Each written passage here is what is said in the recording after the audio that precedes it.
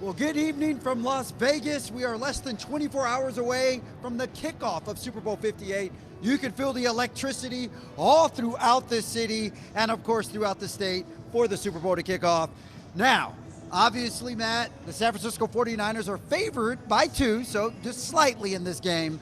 But the Kansas City Chiefs come in with all the momentum. They went and beat Josh Allen on the road. They went and beat Lamar Jackson on the road. And now they're going against a very good San Francisco 49ers team tomorrow in the Super Bowl with only a Super Bowl trophy at stake. Yeah, the thing is with the Kansas City Chiefs, they're one of those teams where it doesn't really matter how they perform over the course of the regular season. They know how to win at the right time. They know how to get hot at the right time, and they're playing their best football when it matters the most. That being said, this San Francisco 49ers team, I think, has shown all season long that they had the best roster in the league on both sides of the ball. And they also proved that they can win scrappy, kind of ugly football games. They won 2 games that arguably they should not have won to even get here, both against the Packers and against the Lions. So the Niners have shown that they can dominate games when they want to. They did that a lot during the regular season. They've also shown that if this game gets in the trenches, if this game gets ugly and rough, that San Francisco can still find a way to pull this out. That being said, Kevin, if the Kings fall, or rather the Niners fall behind by as much as they did to the Lions or even the Packers, I don't think Patrick Mahomes and the Kansas City Chiefs are going to let them back in as easily. Well, whenever you have 1-5 as your quarterback, you already know you don't want to give too much of a margin of error against him. And while we're talking quarterbacks, one of the big storylines coming into this game is the quarterback of the San Francisco 49ers. The second-year quarterback, the last pick of the NFL draft, Mr. Irrelevant, Brock Purdy. And there's been a lot of critics, shall I say, who've come out against him and say, well, he's a system quarterback, he is a game manager, what have you. And I think that Brock Purdy proved in the playoffs, albeit he had some rough starts in both games, but he proved it starting off with the Green Bay Packers game on the game-winning drive that he was able to engineer. He proved how cool, calm, and collective he was on that drive. I believe he was 6 of 6 on that. And then obviously against the Lions, they were down by 17 points at the half, and Brock Purdy did not freak out. He held his composure, his poise, and he came back and led the team to a win. So for all the Brock Purdy hate that he has been receiving, or the criticism that he's been receiving, I think, Matt, if anything, Brock has showed that he can rise to the occasion. However, the question is, can he rise to the occasion on the biggest stage in the world against the defending Super Bowl champs? Yeah, look, you're only as good as what you do next, right? And come on. Purdy has proven that he belongs here, but belonging in the Super Bowl and winning the Super Bowl are 2 very different things. And he's going up against a very experienced quarterback. Some would argue the next GOAT, the one who has taken the torch from Tom Brady, and Patrick Mahomes, who knows what it takes not just to get to the Super Bowl, but to win a Super Bowl multiple times. Also a quarterback that knows that if you fall behind, like the last time the Chiefs and Niners met in the Super Bowl, there's still a lot of game left, right? So if Brock Purdy gets rattled early, does he have the composure? Does he trust his teammates, trust his coaching staff, trust everyone around him to not go too crazy and to be able to maintain? Or does he know how to maintain a lead when if the 49ers were to build a lead early? So Brock has proven that he belongs here, and at this point, the doubt, the hate, it doesn't matter. It's just whispers. If he's a game manager, then fine. He's managing one of the best teams in the league. If he manages them to a Super Bowl, great. He's doing his job as the quarterback. He doesn't have to apologize for the weapons that are around him. It's about getting those weapons the ball in the right area, and that's the big thing about this Kansas City Chiefs team this year compared to championship teams in the past. It was all about Mahomes. It was all about Kelsey. It's all about that offense, and that offense is still very good. But the Chiefs' defense, I would argue, is better this year than it has ever been in any of their championship teams before. So Purdy's going to have to not just manage the game. Purdy's going to have to get Kittle, get Debo, get McCaffrey, get all these guys, Brandon Ayuk, get them the ball in the area where they can be the stars that we believe them to be. That's not an easy task. That's not just snap the ball, give it to somebody, and get out of the way. Not in the Super Bowl. Yeah, definitely isn't. And you mentioned he's going against a very good defense of the Kansas City Chiefs. That goes absolutely without saying. And if you think about it, the last time Brock Purdy went against a really good defense, at the time they were ranked first in the NFL, was the Baltimore Ravens on Christmas Day. Yep. And what happened in that game? Brock Purdy threw 4 interceptions. He had never thrown, I believe at that point in time in the season, he hadn't thrown more than 2 in a game. So obviously he was rattled by a good defense. And you know Kansas City saw the tape of that Baltimore Ravens game, and they want to make Brock uncomfortable. They want to make them as uncomfortable as possible. So expect to see a lot of blitz. Expect to see a lot of edge rushing. Expect to see the Kansas City Chiefs try to control the line of scrimmage, which is going to be very hard to do against Trenton Williams and them boys. Let me just say that. But at the end of the day, I think if there's anything you want to do is you want to shake Purdy. You can't shake Mahomes. He's been here before. He's already won 2 Super Bowls. This is his 4th Super Bowl appearance in the last 5 years. So there's not a lot that you can do to shake or scary Mahomes. He's seen everything. But with that being said, this is a very dangerous 49ers defense. We talked about the Kansas City defense, but let's talk about the 49ers defense for example. You have Bosa, the reigning defensive player of the year. Well, actually from last year, excuse me, not this year. You also have Fred Warner, another all-pro linebacker. When you look at the secondary, Javarius Ward, and everything that they have, Diamador Lenore, and everything that they have to offer as well, Dre Greenlaw, who had 2 major picks against the Green Bay Packers and was the hero of that game. So when you look at the makeup of this 49ers defense, yes, I understand Patrick Mahomes has been there. Yes, I understand Patrick Mahomes has rings. Like you said earlier, Matt, he's being compared to the GOAT, if not surpassing the GOAT. But I'm not sure Patrick Mahomes has gone against a defense this stingy, that wreaks this much havoc, and it's going to be interesting to see what he can do. Well, he did. He kind of did. He took on a San Francisco 49ers defense. That defense was what got Jimmy Garoppolo and that 49ers team to the Super Bowl last year, and Mahomes went on a big second-half run to close that gap and ultimately win that game. So you're absolutely right about Mahomes. He's not going to get rattled. He's been here before. He knows there's waves to the game, right? Something might work in the first quarter that's not going to work in the second quarter. Some things might not work in the first half that suddenly are going to work in the second half. If I'm the San Francisco 49ers, I'm not worrying about how do I stop or contain Patrick Mahomes. I'm worried about taking away his favorite targets, right? Don't let Travis Kelce beat you. Travis Kelce has had a boatload of touchdowns. He had a lot against the Ravens. He had a couple of them against the Ravens, had one against the Buffalo Bills. If I'm those teams, I'm going, yeah, of course Travis Kelce is going to be the target that Patrick Mahomes is going to. Now, I'm not saying that Travis isn't good enough to, even if you're throwing double coverage at him, that he can get open, he can catch a pass and score a touchdown. One of the greatest tight ends in the league for a reason.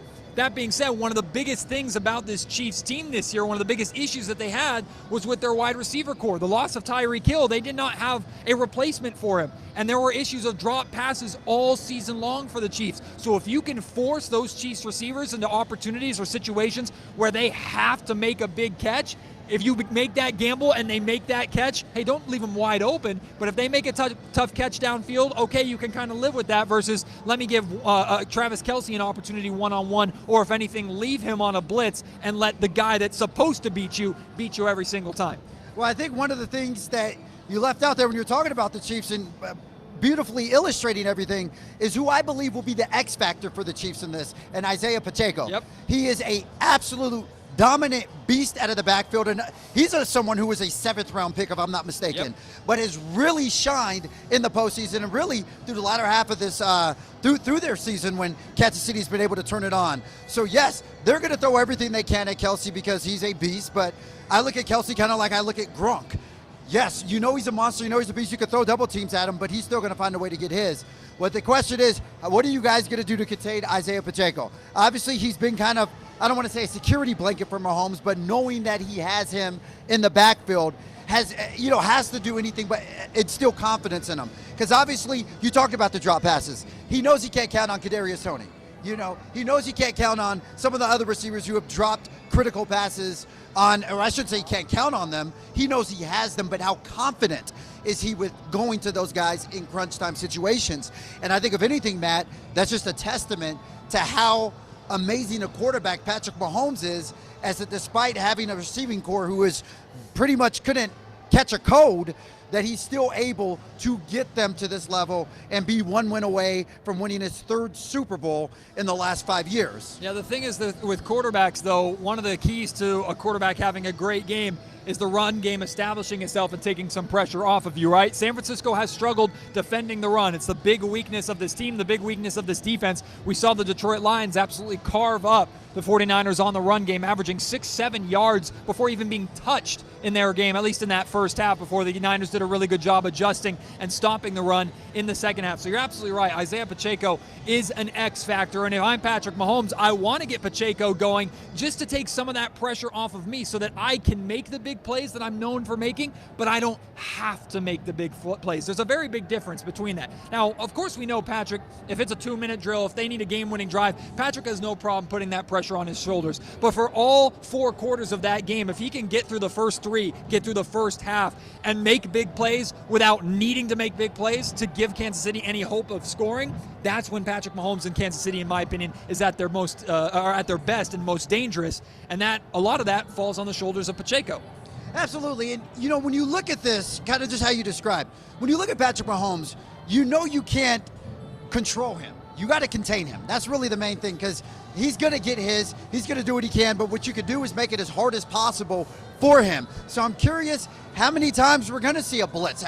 Steve Wilkes is going to order up a blitz for San Francisco to get Patrick Mahomes out of the pocket. With that being said, Pat has shown that when he gets out of the pocket, he can still make some out of this world kind of throws, but still, at any rate, you just want to get him uncomfortable. So Steve Wilkes obviously has his work cut out over the last couple of days, and I'm sure that the last couple of weeks, and I'm sure that's something that they've looked at. Well, but I'll just say, too, the same way that we're trying to push together from the Niners' perspective, piece together the puzzle of how do you stop Mahomes, how do you stop this Kansas City offense, the Chiefs are looking at Christian McCaffrey, the Offensive Player of the Year, and going, what the heck do we do? Because you can give him the ball, he can run out of the backfield, you can throw him the ball, he can catch and run, not to mention the fact that Deebo Samuel, we've been saying this all year, Deebo, who used to be one of the most elite weapons and still is one of the most elite weapons in the league, he was the guy that everybody game planned for and paid attention to. Now Deebo plays second fiddle to Christian McCaffrey, and that's not a knock on Deebo. If anything, Deebo loves that because he gets a little more freedom.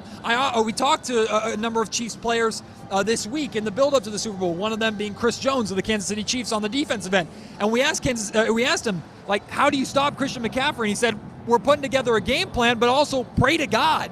Like, that's so just as much if Niner fans are nervous about, oh God, how do we contain Mahomes? Oh God, how do we contain Kelsey and Pacheco? And how are the Niners defense going to hold up? I know this Chiefs defense is good, but even great defenses struggle to figure out what to do with Christian McCaffrey. That's absolutely right. And when you look at this 49ers team, it's kind of like a pick your poison. You have all pros. Obviously, you mentioned Christian McCaffrey. You mentioned Deebo Samuel.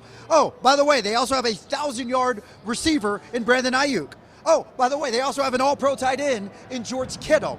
Oh, by the way, they also have another all-pro Pro Bowl fullback in Kyle Juszczyk. So would you literally look across this team and everything that they have to offer, not even including guys like Juwan Jennings that can come in and make big plays? It's just it's an oasis of weapons and an arsenal of weapons, which is why I think sometimes Brock Purdy does get the game manager, because there's so much good around you. But yes, trying to contain Christian McCaffrey is nearly impossible. Christian McCaffrey can not only kill you running the ball, he can kill you out of the backfield catching the ball. He's also a heck of a blocker. I think that's one of his underrated attributes and skill sets. Same thing with Deebo. Deebo's someone who can run the ball. We've seen him change games as a running back. Yep. We've also seen him change games as a receiver. And Kittle is not only one of the best blocking tight ends in the NFL, but also one of the best pass-catching tight ends as well. And Brandon Ayuk has shown that he's one of the best route runners, and he's precision in everything that he does. So I agree with you, Matt. You could take Christian McCaffrey out. You could even take Deebo Samuel out. But you can't take out George Kittle. You can't take out Brandon Ayuk. You can't take out Kyle Juszczyk. You can't take out Juwan Jennings. Well, the Chiefs would be lucky to take one of those guys out. And the reality is, the best way to sum up this Niners group is this. There's an easy argument to make for 3 different guys, Purdy, Deebo, and McCaffrey, for being the MVP of the Super Bowl when it's all said and done. And they might not even have as many yards or as many touchdowns as Ayuk or George Kittle could have. Purdy has so many weapons. He knows how to get them the ball where they want to. And what's got to be overwhelming for the Chiefs is if we're hyper-focusing on not letting George Kittle beat us downfield, but then Brandon Ayuk has a 100-yard game. So now we focus on Brandon Ayuk and taking away those big plays. Now you worry about a 6-yard run up the middle by Christian McCaffrey. If the 49ers are firing on all cylinders, they're unbeatable. And I have no problem saying that. If the 49ers play their brand of football and play to the level that we know they're capable of, and their weapons are playing at that level that we've seen this season, the Chiefs are not going to win this game, regardless of how good Patrick Mahomes is, because it's just too much to contain. But if Purdy is struggling or is a little bit rattled, God forbid anybody gets injured, if Debo doesn't establish himself, if Christian McCaffrey is shut down a little bit, just giving the Chiefs enough time to maybe pull away a little bit, that's where the Niners have to be concerned. If this game is close, I like it for the Niners a lot. I think the Chiefs have to pull away early if they're going to win this one. All right, Matt say that the 49ers are unbeatable if they're firing on all cylinders. I believe it. And I'm going to affirm that on paper when you look at the 49ers. My goodness, they are a dangerous team. So I'm going to conclude this, Matt, by asking you, what is your prediction for Super Bowl 58? I think this is the year for the 49ers. They're the best team in football on both sides of the ball. They're going to have a really, really tough test. Of course, experience matters a lot in this game, and there will be a moment in this game where I think we see experience shine through, and the 49ers, I think, are going to face at least one moment of adversity, whether it's an interception by Brock Purdy. Something is going to happen in this game that is going to test the resolve of the 49ers, but I believe this team is capable of doing it. We also have to talk about an angle that we didn't discuss too, the Kyle Shanahan angle too. How close has he been so many times and then blowing leads, whether he was the offensive coordinator for the Atlanta Falcons or the head coach of the 49ers last time these two teams met in the Super Bowl. So it's compiling all that he has learned, all that these veterans have learned, so many players that were on that Super Bowl team the last time in the loss, looking for revenge this year, and you pair that with a young, dynamic, exciting quarterback who is not afraid of the moment. I think this team is bred to win a Super Bowl, and I think they are going to win. I think this is going to be, let's say, like a 28-21 football game. Pretty straightforward. All right. Well, I love that prediction. I was actually going to give the San Francisco 49ers the edge as well, just because obviously this team paid 4 years ago, and I think the Niners want to avenge that loss more than anything, and I just think on paper they're the better team. Let's just see if they can execute. My score would be 27-24 49ers taking this game. So obviously there's only one way to find out. We all got to watch the game tomorrow. So of course we will all be tuned in for that. But once again, just want to let you know, you can tune in to ABC10 tomorrow night, Sunday night. After the game, we'll have a full recap from right here in Las Vegas, including post-game reaction from the team's winner and or loser. So be sure to tune in for that. Also find more content from us and this Vegas trip on ABC10.com. I'm Kevin John. That is Matt George. We will see you soon.